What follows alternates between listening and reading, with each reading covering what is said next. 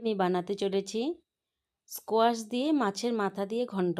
এখানে আমি গরম তেলে শুকনো লঙ্কা, গোটা জিরে ও তেজপাতা ফোড়ন দিয়ে তাতে আমি ধুয়ে কেটে রাখা স্কোয়াশগুলো দিয়ে দিলাম।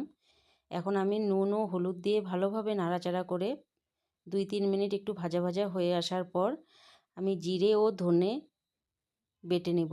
জিরে ও ধনে বেটে আমি এখানে দিয়ে দিলাম। এখন ভালোভাবে 10 মিনিটের মতন এটাকে আমি ভাজতে দিব। তারপর এখানে আমি চিড়ে রাখা কাঁচা লঙ্কাগুলো দিয়ে দিয়েছি। ভালোভাবে আরও 5 মিনিট আমি কষিয়ে এতে আমি মাছের মাথা, কাতলা মাছের মাথাগুলো ভেজে রাখা ছিল, সেই মাথাগুলো ছোট ছোট টুকরো করে আমি এতে দিয়ে দেব। এখন আরও 5 মিনিট 10 মিনিটের মতন আমি এটাকে ঢাকা দিয়ে কষাতে দিব। তারপর এতে আমি ধনেপাতা ও একটু চিনি দিয়ে